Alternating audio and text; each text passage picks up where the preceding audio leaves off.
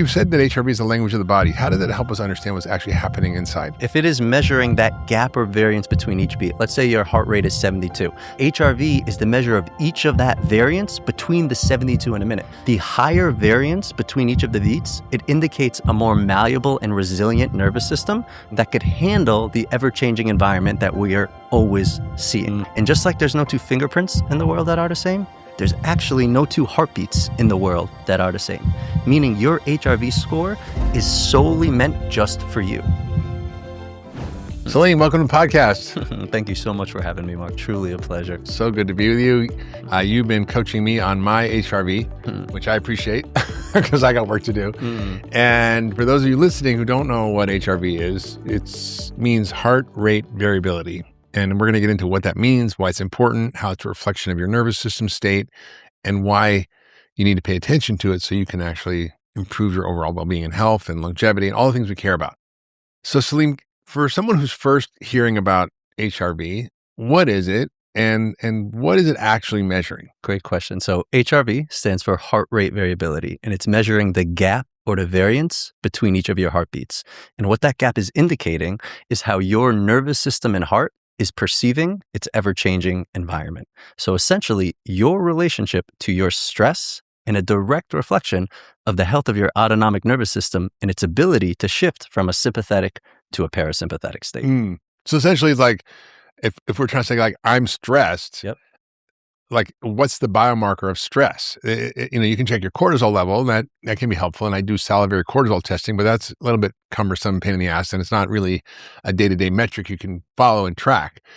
But now with all these devices and wearables, we're actually able to measure this. And there's things you can do with your computer. I mean, I was involved with Heart Math a long time ago that it was very much about this. And I remember at Canyon Ranch when I was working there 30 years ago, we actually were measuring heart variability on all our patients. And it was like fascinating to see, what happened and over time. This is an important biomarker. So it's something people can look at, track, and measure for themselves and then create changes in their life to actually improve their stress resilience. Absolutely. Tell me why this has become more of a hot topic. Why is HRV now a thing? Is it just because you can measure it, or are the scientists and longevity researchers paying more attention to it? Like, why should they care? Yeah, well, it's great to hear that you were measuring it and knowing about it 30 years ago. It's been around forever, right? But I think now, because of what science has proven, which we were talking about this earlier, science has proven that the root cause of all aging, disease, and eventually death is cellular inflammation, right? If you peel the onion back enough, I know you and Dr. Eric Verdin were talking about this on a recent podcast. Cellular inflammation is at the underlying cause of all mortality. Science has also proven that the number one leading cause of that cellular inflammation, chronic stress, meaning prolonged sympathetic activation, which we call chronic stress. Yep. So if you care at all about longevity, then being aware of your internal state, being aware of if you're in a prolonged stressful state is important. And guess what? HRV is a biomarker reflecting the health of your internal state. So that's why it's becoming a thing now, which I am so deeply grateful for. Yeah, I think I just want to double click on what you said around chronic stress, because stress is not necessarily a bad thing. In fact, there are many good stresses that we call hormesis, which we'll get into, which are stresses that don't kill you, that make you stronger. And throughout most of our evolutionary history, humans have only been subjected to acute stresses. It comes and it goes. And there was a wonderful book written by a crazy, wild scientist from Stanford, Robert Sapolsky, who has been on the podcast, called Why Zebras Don't Get Ulcers. And basically the thesis is that zebras just go about eating their food, and then the lion comes and they run like crazy as fast as they can to escape the lion until the lion catches one of them. And then the lion goes about eating their friend, and then they just kind of go back to eating the grass and chill. And so they've gotten all the stress out of their system. Yep. And we don't do that. We just have this unremitting, chronic, prolonged stress from the way we live, from the lack of our circadian rhythms, from the living indoors, from not being in nature, from not having good relationships, from eating crappy food, which makes our bodies stress. I mean, there's so many reasons. So we have way more to deal with than we ever had. And I think that, people don't really have a clear idea of how to shift that. But there's meditation, there's yoga, there's breath work, there's all these tools. But you talk about HRV in a little bit of a different way than most people. You talk about this idea of, instead of nervous system regulation, nervous system sovereignty. I don't really know what that means. And why does it matter more than regulation? Because you seem to have like a little bit of a a thing about regulation. I love the question. And I love nervous system regulation. I love that people are talking about it. People are aware of it. That's kind of what we hear in the ether so much. But what I've come to find in my own journey is I believe as humans, we did not come here to be regulated all the time. And if we're regulated all the time, we actually can't increase the capacity and resilience of our nervous system to go handle more stress or to go have a bigger impact on the world. So what I've come to find is more important is awareness of your internal state, agency over your internal state. And that's what sovereignty is, being aware. So that way, when a stress happens, you have the ability to consciously choose how you want to respond to that stress versus automatically responding based on an old program, a prior story, a stuck belief from your limbic brain, because that's actually how the nervous system works physiologically, right? It is just programmed to react when the mind perceives a stress. So sovereignty or agency over your internal state allows you to be aware that we're in a stressful state, and if we so choose, get ourselves out of it. Yeah. So it's essentially a way for us to kind of recalibrate with awareness. 100%. Instead of just being in it. Yes. A friend of mine talks about this idea of being in it, but not of it. Most times we're in it and we're of it, Yes. which means we're like in the kind of unconscious swirl of our life rather than stepping out and going, hey, is this the right response for me in this situation? How do I get back to a more authentic, maybe call it sovereign way of relating to my own experience rather than being constantly in a state of trigger or stress or reaction. And you're kind of inviting people to kind of pay attention to this metric as a doorway into understanding their own biology and how it's affecting them. As a compass to what their body actually is resonant with versus what the story that they're playing out is, right? Because we're just projecting these stuck emotions, these stories from the past. So your beautiful analogy of a zebra, right? They shake it off. They move that emotion, and an emotion on a quantum level is literally just frequency. It's energy. They move it out so that they're not stuck. Exactly. So they're not stuck to that story, and then they can live in the present moment, which all that is. I actually remember being in Africa and seeing this. I'm like, wow, the lion's right there. And the like zebras and stuff are all there, and they're just eating one of the zebras. Sunbathing, relaxing, and the chilling. zebras are just like hanging out with the lion while he's eating another zebra. It was wild, and they're not freaked out or anything. And it was, I mean, I'd be pretty freaked out. Maybe he's like wants an appetizer or a dessert or something. I want to kind of double click on the idea of the biology of this chronic stress. And why the HRV metric is so important, and why understanding how to use it and regulate it and actually reset it is important. But before we do that, I kind of want people to understand when you say chronic stress drives inflammation on a cellular level, like that's a big mouthful. Can you kind of unpack that and what's actually going on and how it works? Absolutely. And as an engineer, when I understood that science has proven that, I needed to understand why, how, what is happening internally, physiologically, right? And that has everything to do with, again, the autonomic nervous system, which is such an intricate system that governs 90% of our voluntary and involuntary function, meaning our heart rate, our breath, our digestion, our reproduction. All of these vital organs are being governed by this incredible electrical system that we know so little about, that we're not fully aware of. And if we look at evolution, which you talked about a little bit, right? Evolution is always happening for us, for our survival. And we evolved at creating this sympathetic activated state for our survival. Because for most of human evolution, we didn't have the luxury, like you said, of homes, of running water, of food. And so we had real life or death threats, like a predator or like the weather. And so our brilliant bodies developed this sympathetic activation to support that survival. So what's happening internally? If the mind perceives an external threat, the amygdala fires off and all of these signals go to the organs. Our eyes dilate to let in more light. Our saliva production slows down, which you may not think is a big deal. I know you know it's a big deal because that's where all nutrient absorption comes in, right? Our heart rate goes up, our lungs slow down. But most importantly, all of the vital oxygenated blood that's normally flowing to our visceral organs, meaning our lungs, our digestion, our reproduction, it gets diverted to our extremities, to our hands and legs to support run, fighting, or freezing, which is brilliant if we need to run from a tiger, right? But back for most of our evolution, that would happen for an hour, maybe two, and then we do what you just said all the zebras were doing. Relax, right? Fast forward to today, we wake up from our deepest parasympathetic state of sleep. We look at our phone, we read an email, we get in an argument, and we go into a mind-made, perceived stressful state for 8 10, 12 hours a day over day, week over week. So what is happening internally?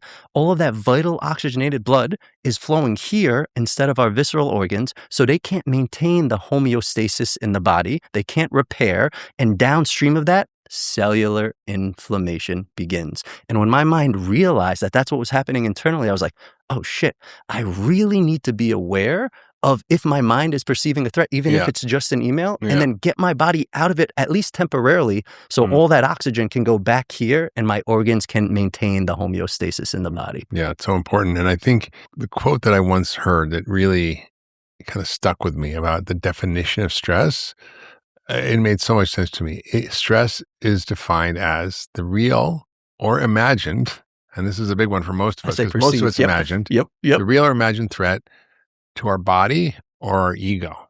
So it can be a real threat to your body, like a lion chasing you, or it can be an imagined threat to your ego, like you think your husband came home late from work because he's having an affair, but actually he was just going to buy you flowers, right? And so you have this whole spin out, and the body registers it all exactly the same. 100%. As like a life-threatening emergency that you have to gear up for. Totally. And the thing I want to double click on is you said so beautifully, stress, this is how I call it too. It's your actually best friend and ally if you learn to dance with it and not stay in it, because we didn't say stress was the number one leading cause of inflammation, cellular inflammation. We said chronic stress, staying in that prolonged stressful state, in that story, in whatever you're perceiving. I put a lot of consideration into what I eat. We have to eat real whole foods to stay healthy, and that is why I love my clean seafood box from Seatopia.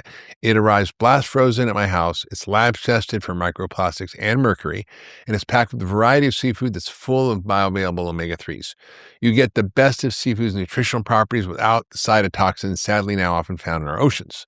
My favorite is the Seatopia King Salmon, which is full of bioavailable EPA and DHA, and you get so much of it in a single meal that it actually beats what most people get in a week's worth of supplements. And honestly, it does taste so much better than a pill. Get your first box at Seatopia.fish and use the code Hyman for free shipping. Before we begin, I'd like to note that today's conversation explores one perspective of an area of medicine that continues to be actively debated. And while we discuss emerging evidence and critiques of current psychiatric practice, treatment decisions, especially involving antidepressants or other prescription medications, should always be made in consultation with your healthcare provider.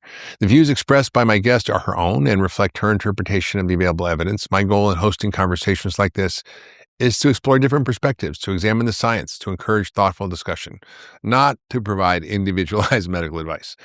So if you're currently taking medication, please don't stop or change your treatment based on this conversation alone. Instead, use this episode as a starting point for an informed conversation with your healthcare team. My hope is that these discussions encourage curiosity, critical thinking, and shared decision-making between patients and their clinicians. So before we wrap up, if you found today's conversation on Lyme disease helpful, be sure to check out my upcoming conversation with one of the world's leading Lyme experts, Dr. Richard Horowitz. We go beyond Lyme disease itself to explore why so many people remain chronically ill. We explore his groundbreaking MSIDS framework for understanding chronic disease. And we also look at the biggest drivers of chronic inflammation and what it really takes to help the body heal. So be sure to check it out this Wednesday. Here's a preview. If you enjoyed today's episode, don't miss my upcoming conversation with Lyme disease expert, Dr. Richard Horowitz. We dive into why so many people stay sick, and we look at the hidden drivers of chronic illness and a whole new way of thinking about inflammation and recovery and healing. It drops this Wednesday, and until then, here's a preview of what's to come. I know another doctor talking about protein, but stay with me for a second, because what matters isn't just how much protein you eat, it's actually whether your body can actually use it. As we age, we naturally lose muscle and become less efficient at absorbing and utilizing protein. There's actually a term for this, anabolic resistance. And that's why I add Perfect Amino to my smoothie every morning. It gives you all 9 essential amino acids in a highly absorbable form that supports muscle protein synthesis and helps maintain muscle and bone health as you get older. And unlike many whey proteins that can spike insulin levels similar to sugar, Perfect Aminos doesn't. Plus, it can help you hit your protein goals without adding a lot of unnecessary calories. So if you want to learn more, head to bodyhealth.com and use the code Hyman20 for 20% off your first order. That's bodyhealth.com and use the code Hyman20. You kind of mentioned the sympathetic nervous system and this sort of chronic stress as being the problem. What's the other part of our nervous system, the parasympathetic, and how does that work, and how do they kind of work together? The other side of the autonomic nervous system branch is the parasympathetic side, known as the rest or digest. And this operates in 3 primary stages. And what's so important about this is they correlate with our developmental years, right? It's where our nervous system foundation is being built. So we start out with the delta state, when your brain is oscillating between 0.5 and 4 hertz, and that's synonymous with sleep, when it's a total reset on the nervous system. And it also correlates to babies when they come out the womb for about the first, they say 12 to 18 months. Their baseline brainwave state is delta, and their nervous system foundation is being built, right? They're so susceptible to all energies and nervous systems around them. Then we go to the theta state, known as that meditative between conscious and unconscious state, when your brain is oscillating between 4 and 8 hertz, and you are a sponge. You are hypnotic, susceptible to all energies around. And this is the important one for our youth because it correlates to the ages 2 to 7 that we call our formative years, because they quite literally form us. We don't have a prefrontal cortex developed at that time, so we don't have the ability to discern reality ourselves. So if a caregiver or parent yells or does something unintentionally, our body doesn't know how to process that emotion, and it gets stuck in the body because we just literally absorb it. There's an incredible book, The Body Keeps Score, that literally talks about how we're like grown-ups living in this adult meat suit, just projecting all of our stuck emotions and stories. Then you go to the third, the alpha state of the parasympathetic side, known as the flow state, right? Likened to an athlete in their zone. This is when the brain is oscillating between 8 and 14 hertz. The monkey mind is quiet. You're focused on one thing. You're awake and alert, but quiet, and you are still susceptible, right? This correlates with the ages of 7 to 14, which is when we send children to school because your prefrontal cortex is being developed and you have the ability to retain all of that information. So that's the parasympathetic side. What's really interesting to me, and as I've sort of studied all this over years, is that the sympathetic activation happens automatically. Like you don't really have to go into that on purpose. You don't go, oh, there's a tiger chasing me. I need to go get into a stress response so I can run. It just happens in an instant, like almost milliseconds. And most of us have felt that. If you're almost like in a car accident or something, you get that like whatever jolt, your body just goes boom. What I realize is that entering into a parasympathetic state is a very deliberate, active process. It's not something that just happens to you. And often we can go through life never reaching that state. In a way, this is why HRV is so important, because it is an indirect indicator of the health of your autonomic nervous system and the way you regulate between stress and relaxation, or between sympathetic and parasympathetic response. Your agility. Yeah. Yep. It's like the flexibility. And we know, for example, that if you look at people who are chronically ill, they have very low heart rate variability. If you look at heart failure patients, they have very low heart rate variability. The most healthy heart rate is the most complex. The simplest heart rate is the most dangerous. In other words, a flat line. Yep. Beep, beep, beep, beep, beep, beep. Right. If flat line. Exactly. Yeah. And so what we see is in heart failure patients, that actually when they look at their HRV, it's quite low. And then one of the interesting things I saw in science years ago that kind of got my attention was that if you do saunas in heart failure patients, they actually increase their HRV. Yeah. Wow. And so there's a lot of tools to regulate HRV. We're going to get into all of those, but you kind of need you to kind of help us understand what's actually happening with HRV, because it's described as the beat to beat variability. In other words, your heart rate isn't like 72. It's 71 and a quarter. It's 69 and a third. It's 73 and 4/8. It's like, and it's the more that is happening, the healthier you are. But if it's like 72, 72, 72, 72, that's bad. Yeah. So that's kind of the simple way of thinking about it. But like you've said that HRV is the language of the body. How does that help us understand what's actually happening inside? If it is measuring that gap or variance between each beat, let's say your heart rate is 72, that means it's beating 72 beats per minute. And HRV is the measure of each of that variance between the 72 and a minute, meaning it is so variable and changes so much. So it's not about your real-time HRV, because that's fluctuating 72 times in a minute, and you want it to be variable, right? So what is important is the higher variance between each of the beats, it indicates a more malleable and resilient nervous system that could handle the ever-changing environment that we are always seeing, right? On the flip side, a lower variance, meaning less of a gap between each beat, indicates a more rigid nervous system, and that which is rigid eventually breaks. So that's that analogy you said, like a death patient connected to a heart monitor, you hear beep, beep, beep, beep, beep right before they go. There's no variation between that beep. That's not what you want, right? Rigidity will lead to breaking. So that's what's super important. Now, knowing that, everyone's like, okay, well then what is a good HRV score, right? Yeah, the question. And this is where science, which has researched this for so long, has yet to publish a range. The only thing that they have said scientifically is that it is so uniquely individualized to the person.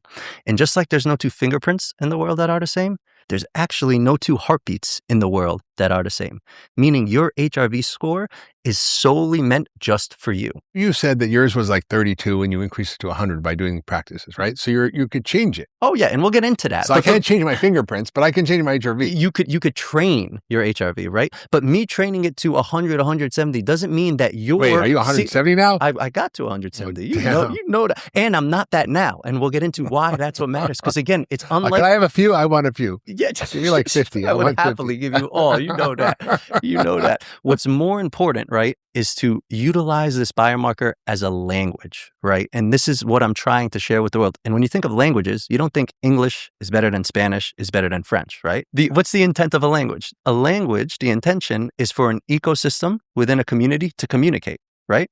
The sole intent of your HRV score is only for your nervous system, for Dr. Mark Hyman's body to communicate with you, right? The second you compare it to my 100, or to a number you need to chase, what are you doing? If HRV is measuring how your nervous system is perceiving its reality, right? How do we perceive our reality? Through our senses, through our touch, through our taste, through our smell, through our eyes, through our ears, but most of all, through our thoughts, through our relationship to our environment. And if you are relating to you thinking you have a low HRV score and Salim has a high HRV score, what are you telling your nervous system? You're not good enough. You need to be better. That's and so what's going to happen? That's exactly what I'm telling myself. It's going to stay in this quote unquote lower thing. So yes, a higher HRV is a healthier nervous system, but higher for me is totally different than higher for you, is totally different for higher than whoever is listening. So that's why I like to look at your HRV baseline. And I define your HRV baseline as your average HRV score over the last 30 days. That is a good snapshot of the overall health of your nervous system in whatever you've been putting it through. And so if you're wearing a wearable and you wake up and you see your morning HRV score, let's say it's 40, right? And your baseline is 60. That's not a bad thing. Yes, it's a lower than your baseline, but that's not bad. That's simply a language of your body saying whatever you did the day before is more of a load than your nervous system's been used to the last 30 days. The best thing you can do, listen to it. Honor it. Do something that nourishes your body, that gets you in a more parasympathetic state versus what we're also conditioned to do in this modern society. Push harder, work out harder, stay up late, doing the same thing that you're doing. Listening is the key to seeing over time the baseline maintain and go up. However, we know it has been proven as you age, your HRV is going to decline because of all the stresses that you're putting it through, right? So ideally, you want to see your baseline maintain and if possible, start to go up as you age because in general, it will go down. Yeah, I noticed during COVID, I went to Maui and I just stayed put and didn't travel and had a clear routine and went to bed at the same time, woke up every day at the same time. And my HRV actually doubled. And doubling at a lower level, that's massive, right? Going from whatever it was, 16, 20 to 40 is as good as going from like 100 to 250, right? It's not like, that's how you need to think of it. But you said the score isn't the point. You say it's sort of like a different way of thinking about a biomarker, not like that it should be like this perfect number. Totally. And that's what I find the biggest thing in clients and talking and seeing is that there's this like score shame or judgment because you think you hear someone have 100, 170, you think you need to be there or you're not healthy. And that's not how it works. It really is a unique language and listening to your own body because you know this better than anybody. The body is the temple. The body knows how to heal itself if you just give it the tools and technology and nutrition to do so, right? And HRV is just a compass guiding you to what is resonant with your body. Yeah, amazing.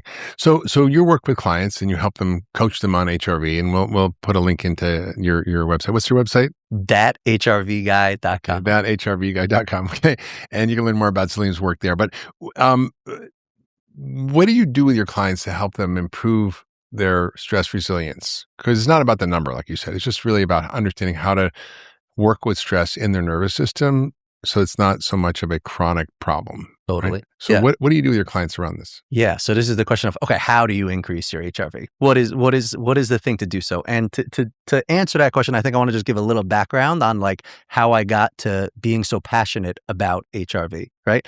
So I grew up in upstate New York, and I'm the oldest of three in a first generation Lebanese family. And I lost my father from cancer at a young age of 7, which very much, that was formative years, right? So that was shaping all of my programming and conditioning around how I go about. And it led to, my caregiving, my belief I can't let people down, the sacrifice, which were all beautiful gifts that supported my journey, right? Well, you're a people pleaser too. Yeah. Oh yeah. That's why we're such good friends, brother.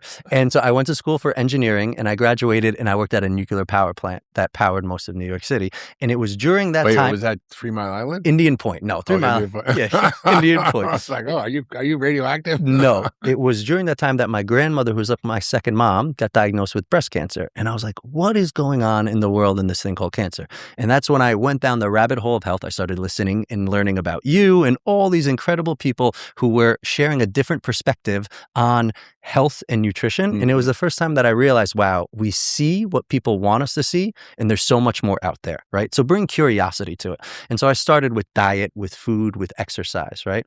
And I came across ketosis about 18 years ago and fell in love with the energy and the clarity from cutting out sugar. And so I would just drink water and unsweetened tea for like 3-4 years. And a colleague at the power plant of mine loved bubbles, and we drink our yerba mate every day together. And one day we decided to brew the mate, cool it, put it in a soda stream, and we made the first unsweetened sparkling tea, Sound, my last company, which you know all about. And so we quit the nuclear engineering job and went all in to launch a beverage. Rather challenging industry. Wow, from nuclear power to a beverage company. Yeah. And it was at the time that the beverage company launched that the biohacking movement emerged with the likes of Dave Asprey, Ben Greenfield, all these people. So my engineering mind went down every rabbit hole, obsessed with biohacking, wanting to optimize to the point where I was showing off. I was hacking my way to 5 hours of sleep a night, running 10 miles every other day, listening to 3 audiobooks a week, raising money from 170 people in New York City, thinking I'm winning this game of life, right? I did that for 5 years until my body broke down and my knee gave out.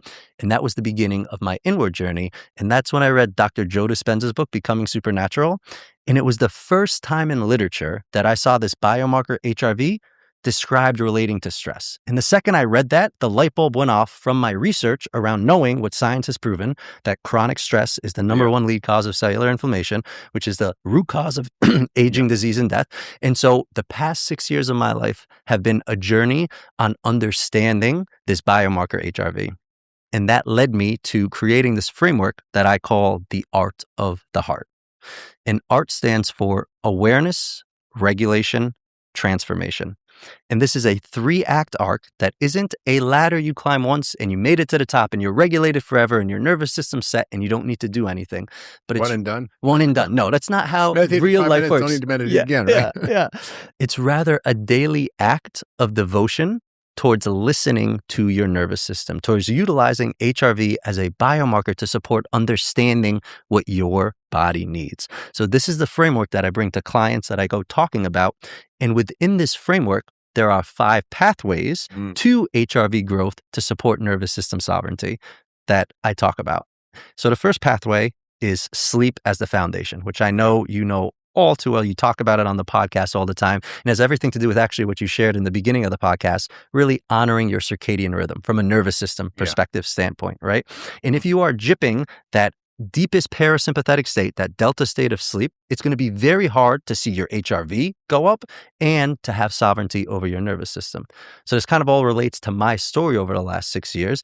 Rewind to me showing off I was hacking my way to 5 hours of sleep. Was really not honoring my nervous system.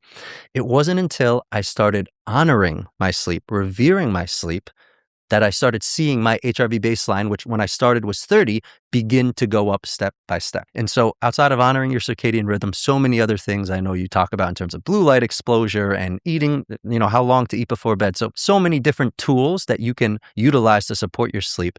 And if you weave the ART framework, that awareness, regulation, transformation to how you sleep, you could see what works for your body. So that's sleep, the foundation. Second pathway is hormetic stress the catalyst. And you talked about hormesis. And for those unfamiliar with it, hormetic stress is the philosophy of intentionally eliciting a stress on the body and then consciously getting your body out of it. Training, right? The best analogy I give for that is weight training. When you go to the gym to lift your biceps, right? You're lifting more weight than the muscle can actually handle, tearing the fibers in your muscle bicep. What do you do the next day? Rest. Yeah. So that the following day you can go lift more weight. Yeah. Same thing with your nervous system. Put it in a conscious, stressful state, contrast therapy, all these different things, Hot, cold, cold, then consciously get it out of it. And the thing is, most people don't complete the equation until you go to sleep, right? And so back to my story, I decided to continue running the beverage company, putting myself in arguably one of the most challenging industries, continuing to raise money. But throughout the day, multiple times, I would consciously drop my body into parasympathetic states using all of the biohacking technologies with the intention to bring a parasympathetic state to my body. Whether it was contrast therapy, whether it was PMF, whether it was binaural beats. I mean, my house had all the gadgets you could imagine. So I was literally training to be an emotional athlete for about 3 years. And it was that training that took me from the baseline of 30 to above 170 because I literally was putting myself in, arguably for me, the most challenging, stressful situation. So good news for anybody listening. I don't think any human being has a problem putting themselves in a stressful state. We do it all the time. What I was the most guilty of, and most of us are, is not completing that equation and dropping into a parasympathetic side until we go to sleep. And this is where NSDR, non-sleep deep rest, right, that we talk about in the biohacking field, it's so important to do it throughout the day. To take a little break? To take a little break, to take a pause, to do, and it could be as simple as just 2 minutes of box breathing or just a long, slow exhale, right? Or they know, the psychological side, right? That resets the vagus nerve, calms the body. Breath is the freest tool to support changing your internal state. So that's pathway number 2, hormetic stress. Pathway number 3, reframing. The shift. We sort of jump up the hormetic stress. Yeah. Kind of just double down on it. Yeah. Yeah. Break down what are the most effective tools in that framework? Anytime anyone asks me, like, what is the best thing? I always say, for me, because it's so unique to the individual. And that's where HRV is such a powerful compass for you to test what actually resonates with your body. Because cold plunging for me is great, but for some people, especially women, during certain ovulation cycles, it's not necessarily the best thing. So if you bring this art framework and awareness to whatever the thing is that you're doing, seeing if it regulates your body, seeing if your body's resonant for it, and then consistently showing up with that awareness and regulation will lead to the transformation to support your HRV. And so it's listening. And in a day and age where we are so blessed to be inundated with so much technology, so much information, with AI helping, do this diet, do this exercise, right? It's all amazing. But what works for me or for Brian Johnson or for whoever may have the opposite impact for someone else. So experiment yourself because your body is the guru. Your body knows what is most resonant with it. And if you were like me, I was not attuned. I couldn't hear. I was too much up in here. And HRV supported getting me to listen to my body. It was a biomarker that was objectively telling me what is resonant with my body. Or like, what are the most effective things? Like, is it a cold plunge? Is it a hot sauna? For me, the number one tool that I know I've shared with you, and I think you still do, Nucom. That app, it's an app with a patented technology guaranteed to get your body in a parasympathetic state through binaural beats. So it essentially uses frequencies to guide your brain into a desired theta state. And for me, while I was running the beverage company, it was so hard for me in the middle of the day to sit and meditate, right? When you're in it, it is so challenging. But they have this 20-minute power nap that Tony Robbins says the best power nap you could do. You listen to this track for 20 minutes and your mind slowly goes from that high beta state through alpha into theta and then gets you right back out of it. Yeah, I've used it. It's fun. It's good. So there's binaural beats, there's contrast therapy, there's breathwork, meditation, dancing, swimming, running, whatever is resonant. So many different things out there that I know you talk about so many. There's so many technologies. And to use the technology, like I love all the biohacking technologies, but I was guilty the first 5 years of using it to do more and have more energy instead of to bring internal stillness, calmness, parasympathetic side to balance the equation. You talk about this idea of nervous system load and the baseline and the trends over time. And now there's all these tools to measure all the wearables and watches and rings. And what should we be kind of looking at and what should be people paying attention to and tracking? Great question, because we didn't talk about how to track it. And most people nowadays, like myself, through wearables like Oura Ring, Whoop, Apple Watch, right? The thing to know, all of these wearables, they're all different. They're like if you measure multiple ones at the same time, you're going to get different numbers on every one. Totally, because the Oura and the Whoop use RMSSID versus an Apple Watch, which uses something else, so it'll be slightly higher, versus athletes who use Polar H straps that give you actually like the real time. But no wearable gives you real time HRV. What you're getting in your morning score is actually your average nightly HRV reading, right? And what that's a good indicator of is the overall health and load you put your nervous system through the day before, because it's being taken when there's no external stimulation and you're lying down, right? And so that's why listening to it and comparing it to your baseline is the best way to utilize these wearables, and to not wake up and say, oh, I have a low score, that's bad. Right? That is where then you stay perpetually in that low state, because you are thinking it is bad. It's not bad. It's your body saying, hey, yesterday was more of a load than I'm used to. Why don't you nourish me a little more today?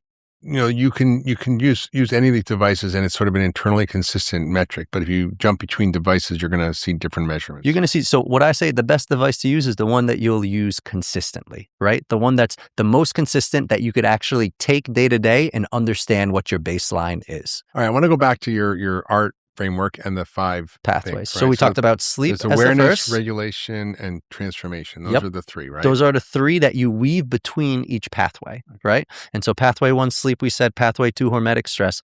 Pathway 3, reframing the shift, right? And so if we go back to my story, I, for the next 4 years, continued running the beverage company, taking my HRV from 30 to a 170 baseline, thinking I'm winning this game of life, right? Good HRV score. On the outside, the beverage company was doing great. We were the number 2 beverage and Whole Foods on the East Coast, opening up in 3,000 retailers.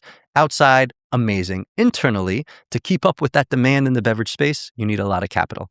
And I was struggling raising enough money to keep the beverage going, getting myself in a lot of debt and internal stress. And it was my birthday about 3 years ago. And in front of all of our community, I declared and asked, I wanted to step into less doing, more being. A common statement echoed amongst entrepreneurs approaching burnout. And I got gifted from everybody. Ali pulled together the community to give me a Super 73 electronic bike, this Burning Man bike that I wanted so badly. And I take said bike for its first spin on the Venice boardwalk. The sun is setting and I'm like, oh, it's going to work out. Take a deep breath. The money's going to come in. It always happens. And I get in the silliest accident that anteriorly dislocates my right shoulder, tears my labrum, and fractures 30% of my shoulder socket off. I had to go to the ER for them to dislocate to relocate it. I wake up the next morning still in pain, but more importantly, my mind's like, how can this happen now? How am I going to raise money? Why? And my HRV, which at the time, baseline 170, dropped to 30. Yeah. My body's screaming. It was not happy, right? Yeah. Thankfully, I had a call with my coach that day, and I tell him the story, and he breaks out laughing. And I go, what the hell is so funny? And he goes, let's break down the body spiritually. The arms represent the doing. The torso to body represents the being. The shoulder connects the doing to the being. What did you ask for on your birthday? Less doing, more being. What did you get? Exactly what you asked for from the gift in front of everybody that you asked for it. How can you not laugh at the cosmic joke of what I call the educational simulation? And the second he said that, I broke out laughing. I was like, oh my God, my body is screaming for me to let go of this beverage, because I had poured every ounce of my soul into it 9 years, but I was running on the story of I can't let people down. I can't let my investors down. I can't let my family down, that I was not letting go of it. I had started talking about HRV, coaching HRV, but I blindfolded, not letting go of this business. And I was like, you know what? Okay. I'm going to listen and I'm going to let go of it. And I shit you not, 24 hours later, same dislocated shoulder, same pain, but my HRV tripled to 97 simply from changing my relationship to the injury happening for me. Yeah. That is the power of reframing, and how much your relationship... You always said it to me, it didn't happen to you, it happened for you. I'm like, yeah, shut up. I did. And I'm going to keep saying that to you, right? And so that's the importance of reframing in that pathway, which is very underestimated, and it's the center. It's the center. Well, it goes to sort of a deeper framework of understanding your life, which is often we fight against reality. And Byron Katie talks a lot about this, arguing with reality, and the opposite of that is loving what is. And it's such a simple, obvious framework, but it's hard for us to do. It's really hard for us to go, not why is this happening to me, but why is this happening for me?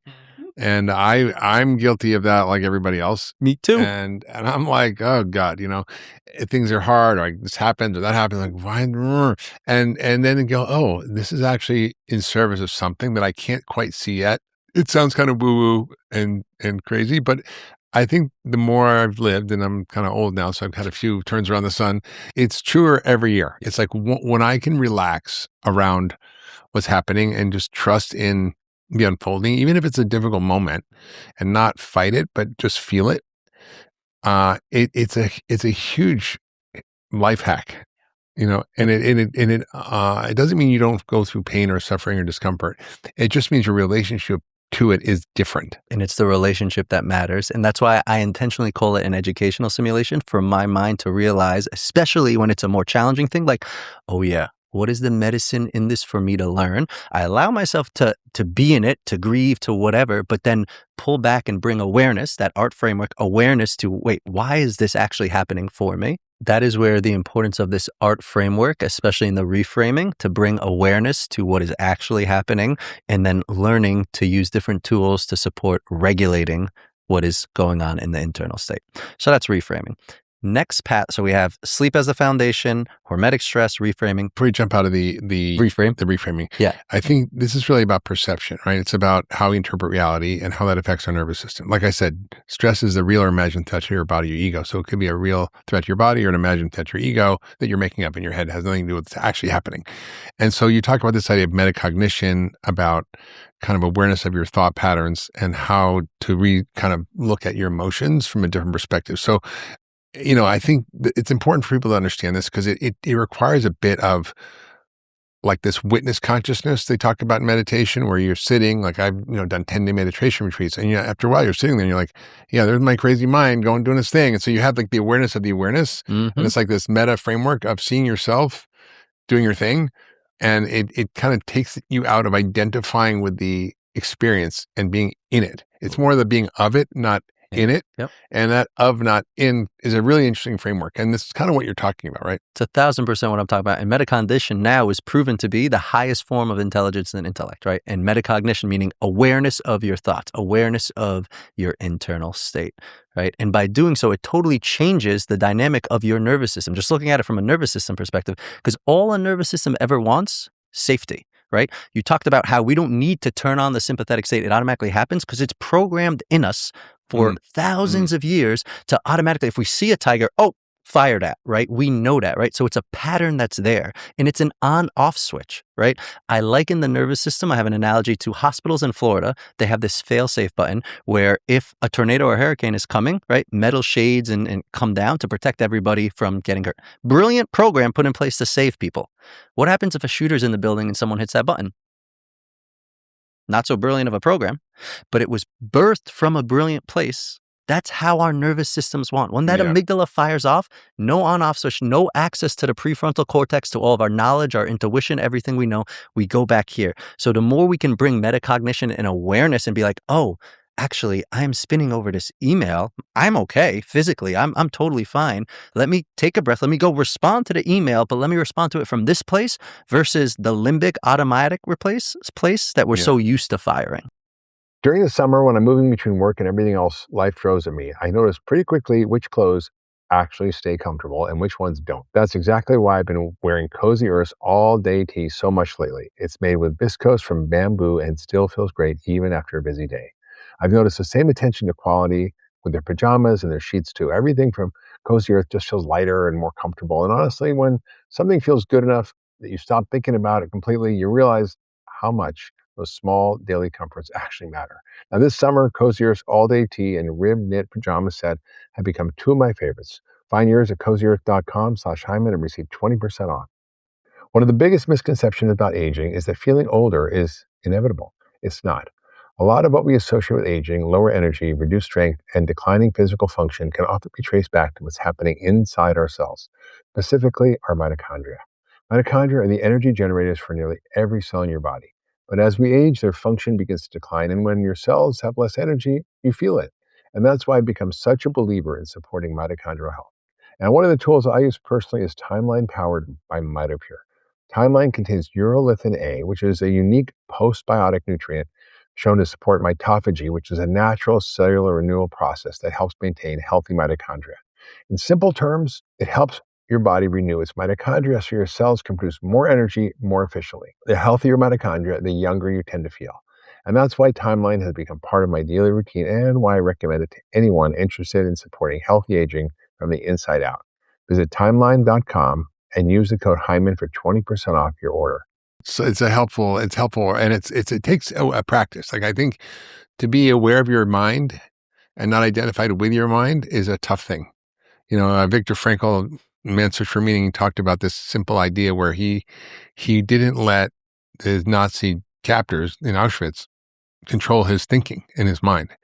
And he's like, he says, in between stimulus and response, there's a pause, and in that pause lies a choice, and in that choice lies your freedom. Yep. And what he means is, like, you have a pause, and that pause doesn't happen for most of us. It can be a millisecond between stimulus and response. But what you're talking about is trying to figure out how to sort of exercise the muscle allows you to create more than a millisecond. It allows you to create a pause between your stimulus and your response. And the stimulus is the stimulus. That's just going to be what it is. But how you respond to it, the only thing as opposed to react to it, is a very different framework. And that's likened to the space between each heartbeat, which is your HRV, right? And for me, the biggest practice that has supported my journey that I work with clients, I know I've worked with you on, is a morning practice to get you to remember that, right? To tether to that. Because I had a mentor once say so beautifully, as humans, we all came here to remember and forget, remember and forget, remember and forget.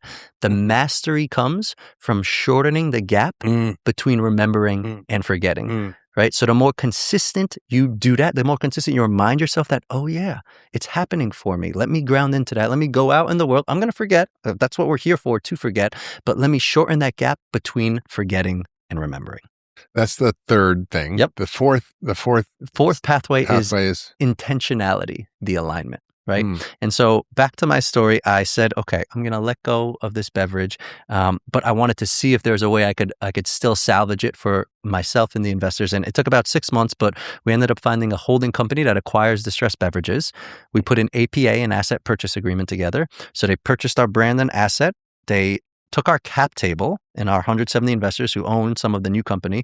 They took the debt to continue from the suppliers to continue producing, but the rest of the debt fell on the company's shoulder, which we dissolved, and literally fell on my shoulder. So I had to go through personal bankruptcy, right? Which was the last attachment of my beautiful mind and ego to its identity. And so I did what most people do. You're going to be a multi-billionaire founder of a beverage, right? Oh, that's what I had my mindset on.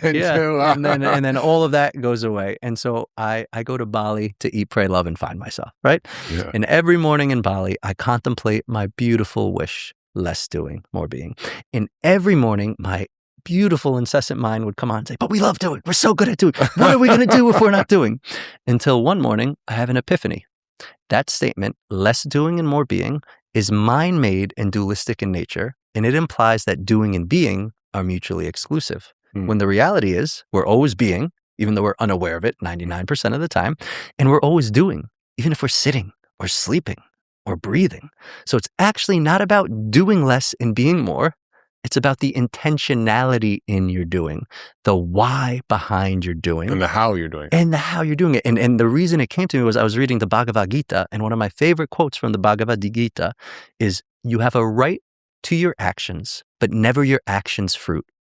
Act solely for the action's sake, and don't be attached to inaction. Meaning, we all came here with a right to act, to create, to do.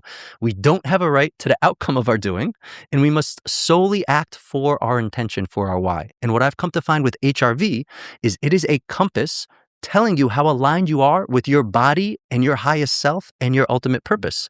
And a compass needs 3 points to triangulate. So for HRV, point 1 is what you're perceiving. Point 2 is how you're reacting, how you're responding to what you're perceiving. And point 3 is something to compare it to, your why. And most people, I was so guilty of running on an old why. I can't let people down. I need to sacrifice. I need to support. And I wasn't auditing what was actually resonant with my body in that time. And so to intentionally take the time, which I do in my morning practice, to audit your why, to ground into your purpose, and then go about doing actions that align with that, your HRV will go up because your nervous system is resonant with the actions that you're taking in life. So that's the importance of intentionality in your path toward the HRV. We're really talking about is integrity, like integrity with yourself. With yourself, with your word, with your body. And alignment is sort of how you get into integrity. 1000%. And most of us are somehow living in a world where we're doing things for others. Well, we're listening to we're up here, we're in our story, we're in our ego, which again was birthed from a brilliant place and needed, right? I needed my ego to think I needed to support, I needed to sacrifice so I could build everything I built and be on this journey, right?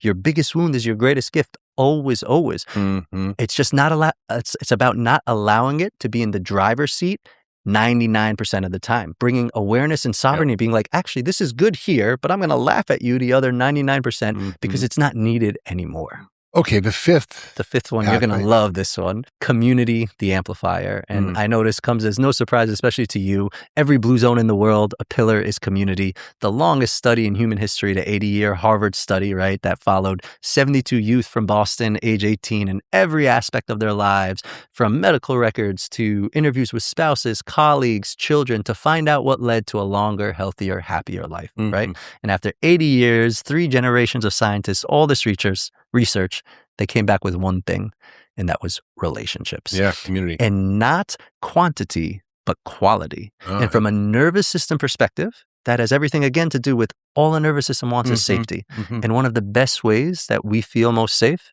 is being authentically seen by a mirror, by another human, right? Not needing to wear a mask, just being our most authentic self and resonating with other people who are on that similar frequency. So community is the amplifier. It's huge, but here's a question, Salim. You know, it's easy to say that, and I obviously say it a lot.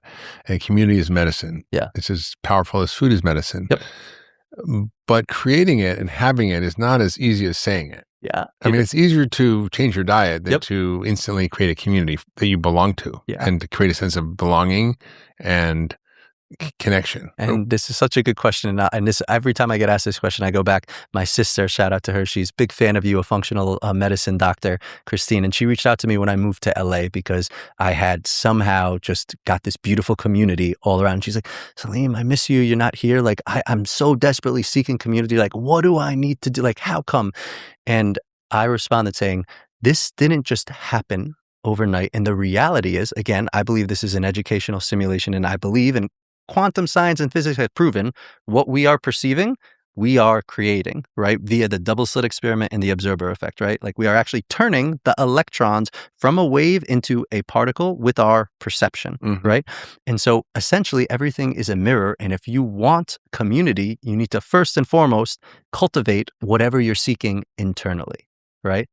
That is the most important thing. So whatever, if you're saying I'm seeking community first, and I had a mentor tell me this, when I went to him asking Erwin, he was like, well, what is it that you seek in a community? What do you want? Have you ever thought about that? And so I journaled about it. And then I would spend time intentionally getting myself into that frequency, into that state. And then I end up materializing beautiful humans like you in my life. Wow. That's a little vague, Salim. I love it. Essentially, materialize me. Okay.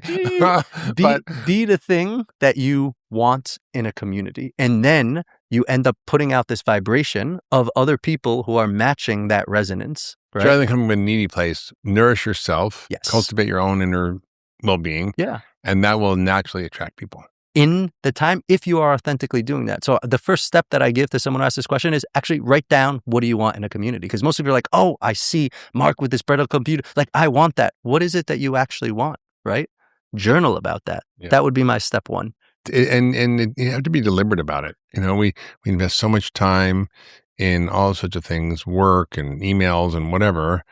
But, you know, it takes a conscious, deliberate, consistent set of responses to your life to actually cultivate and develop friends and community. And to me, it's as I get older, is the most important thing in my life. You know, everything else just sort of like whatever. Yeah. And I think this is such a key framework. So we've got sleep, yep. Right? The foundation, hormetic stress, like saunas, cold plunges, stress training, yep. Reframing the shift. So looking at your thoughts and being in your relationship to your stories. Yep. Being in integrity with your purpose and alignment with who you are Yep. and not living somebody else's life. Yep. And then building community, which helps sort of cultivate all the response. So this is a good roadmap. I love these 5 pathways. They're great. On a day-to-day basis, when you're coaching someone, like what are you doing with them? Like how do you kind of help them go through and because the point isn't to like get your HRV number better. It's to help your nervous system become, as you say, sovereign. How do you coach people to do that? So it's essentially weaving that ART framework, awareness, regulation, and transformation, into each of these pathways in their unique way. So it's first getting a baseline of kind of where they're at and what the stresses in their life are, and really changing their relationship to understand, we talked about, I mentioned the educational simulation, right? And so I want to just break down what is happening in your body when you perceive a stress or a threat, right? Yeah. And the reality is when we see a stress or a trigger, beneath what we are perceiving, what we are seeing, there's always an emotion or multiple emotions associated with this challenge, right? Yeah. And directly connected to that emotion is a physical sensation that's stuck in the body. And if you peel the onion one layer deeper, an emotion, as we talked about on a quantum level, is just a scalar wave of energy. It's frequency. There is no such thing as a good or bad emotion. And as humans, we're actually meant to feel every emotion on the spectrum: grief, anger, love, joy. Feel it for, they say, about 90 seconds until the wave moves through us. Yeah. Instead of staying stuck in it. However, most of us, and especially in that formative years when the baseline brainwave state is theta and we don't know how to process the emotion and we don't have a prefrontal cortex to discern it ourselves, that scalar wave of frequency that's supposed to move through us freezes. And I like to think of it forming a glacier in the fascia in our body, right? And so all the emotion wants is to be felt, but now we have a whole story around it. You mentioned zebras, and there's this analogy I give. There's a YouTube video of a deer eating grass on the side of a road and getting clipped, right? And the video stays on the deer, and for about a minute, it looks like it's dead. Then all of a sudden, it gets up and it does this kind of like tremor thing, and you think it would run for its life. Instead, it goes right back to eating grass like nothing ever happened. Wow. Why? Because that tremor was it moving that stuck, frozen emotion out, and then there's no more story. And they just get to be in the present moment and they're eating grass like nothing happened. But we as humans, we love story. So this frozen glacier that's in our fascia, we create a whole world around it that we project on our friends, on our relationships, on our business. And all it wants is to be felt, right? And so, the number one fear in humans documented: stage fright, public speaking, right? It was a big, big fear of mine. And I used to get on stage or do podcasts and I get this knot in my stomach. And I used to think the knot came because I'm on a stage. The reality is that I co-created this stage and this experience and this podcast to feel what I'm calling an uncomfortable knot that really is just a stuck, frozen emotion about my self-worth or whatever the story is. So if you can feel, and you said that earlier, if you can feel into your body, that is what gets the emotion to move. But it is very challenging to feel when you are triggered and in a stressful state, right? That on-off switch. So what I work on is learning to train to be an emotional athlete and feel these stuck, frozen emotions before it actually happens in real life. And that looks like essentially in whatever practice you do sitting and intentionally with your mind eliciting the stress or the trigger or whatever it is story you're stuck in. And as soon as you feel that emotion, that stuck frozen glacier elicited, you drop out of the story, you drop out of the visual, you drop out of your mind, and you drop into a somatic awareness practice where you are just physically describing the sensations in your body. And by putting your attention on the sensation without the story, you're giving this emotion all it wants. All it wants is to be felt and not judged and put in this box. And if you do that over time, the glacier melts. And then when the thing happens in real life, the on-off switch isn't as strong and you have access to your prefrontal cortex. And that's the grown-up in the room. That's the grown-up in the room, not the little child in the room. Whether I'm having a demanding week, pushing myself through a tough workout, or simply trying to keep up with everything on my plate, I know my body is constantly being asked to respond and to recover. And that's why I think resilience is one of the most important markers of long-term health. And one of the best tools I found for that, both personally and clinically, is infrared sauna use. I think of it the same way I think about exercise. It's a beneficial stressor. You're signaling your body to adapt, to recover, to come back stronger. And that's one reason I make time for regular sunlight and sauna sessions. What sets Sunlight apart is their Pulse IQ technology. It delivers red light along with near, mid, and far infrared wavelengths independently, so you're getting a more personalized infrared experience, not simply blended wavelengths. And whether you're just getting started or looking for a more advanced setup, Sunlight offers options for different homes, lifestyles, and budgets. And if you're looking for another way to build resilience, sauna therapy may be worth exploring. Visit sunlight.com and use the code Hyman to save up to $2,100 plus free shipping. One of the most powerful things you can do for your health is cook more of your meals at home. When you prepare your own food, you have control over the quality of ingredients, the oils you use, the amount of sugar and processed foods you're eating, even the materials you cook with. And that last part matters more than most people realize. A lot of cookware contains chemical coatings that can break down over time, especially with high heat cooking. And that's one reason I've been using made in stainless clad cookware. It's completely free of coatings, built with high quality stainless steel and designed for even heating and better heat control, whether you're sauteing veggies, cooking fish, or searing protein. Their cookware is used in over 4,000 top rated restaurants. But it's also incredibly practical for everyday cooking at home.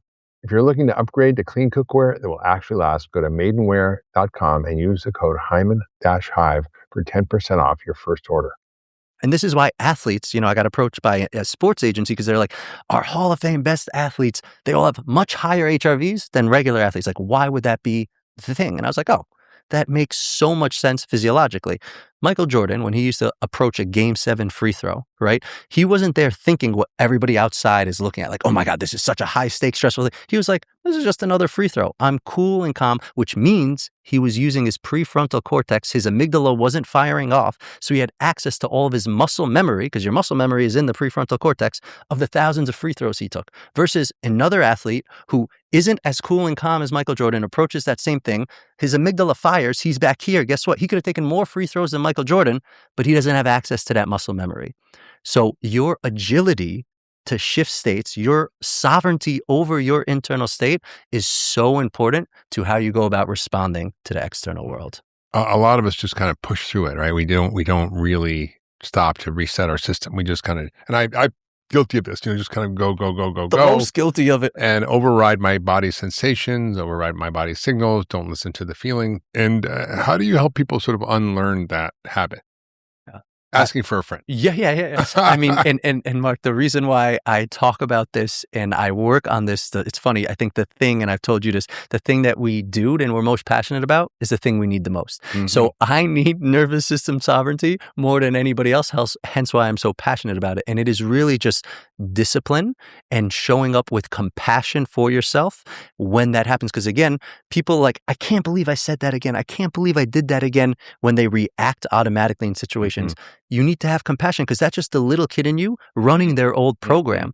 So if you can train outside of the stressful situation to learn to feel that stuck emotion, you will have more sovereignty as the next time that it happens, right? Yeah. So it's about developing like training. Like if you want to lift weights, I mean, you can't start with like 50 push-ups. You have to do 5, right?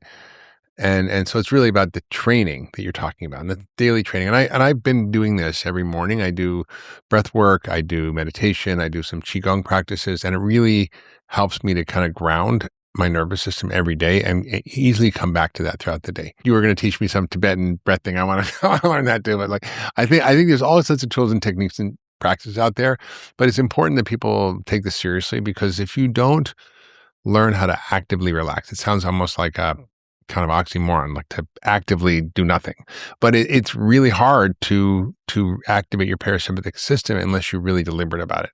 So I think different people can be attracted to different practices, but it is something you have to be deliberate about, whether it's breath work, whether it's yoga, whether it's meditation, whether it's Qigong, whether it's simple box breathing, washing dishes, whatever. And that's where the ART framework, bringing awareness to what works and resonates with you to get your body in that parasympathetic activation, right? And so there's not one right thing. And I'm not here saying do it. I'm saying just listen to your body and what's resonant with it. And HRV for me has been an objective biomarker that is telling you what is resonant and supporting, guiding you to flex that muscle. And people say, maybe you do the same thing, but how you feel inside is different, right? So they say, in the Zen Buddhists say, before enlightenment, chop wood, carry water. After enlightenment, chop wood, carry water. It's just your relationship to it is totally different. Right. It's totally exactly. different. So amazing. So Salim, thank you for diving into this whole field and getting it out there. I think it's important people understand this because people hear stress. They don't really have a framework for understanding what to do or how to navigate it and how to track it. I think people can go to that HRVguy.com, learn more about you, your work, your coaching platform, and get help if they need it. Find you on Instagram, and what is your... Same thing, that HRV guy, thanks to Ali, THAT HRV guy. Yeah. And you can find all social, everything through that. And the one thing I guess I'd leave the audience... Like the cable guy. Like that HRV that HRV guy, yeah. The one thing I think my favorite, philosophy that a mentor teacher taught me that really supported, that reframing pathway and just cultivating a different relationship with life.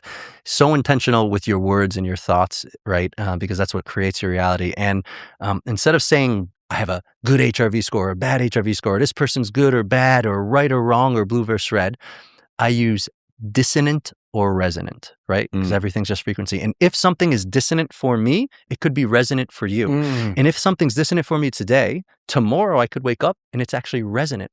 But by not labeling it bad today, tomorrow my nervous system won't lock up because I didn't label it bad. I labeled it dissonant, and it is open and more malleable to seeing how I feel in that moment, right? So anytime I catch myself or someone saying, oh, that was good, that was, I was like, dissonant or resonant. Beautiful. Well, thank you, Salim. Thanks for your creativity around helping people frame this differently and think about it. And thanks for your work, and everybody check out your stuff, and thanks for being on the podcast. Man, thank you for having me, and thank you for all you've done in this world. Such an inspiration. I love you, Mark. If you love that last video, you're going to love the next one. Check it out here.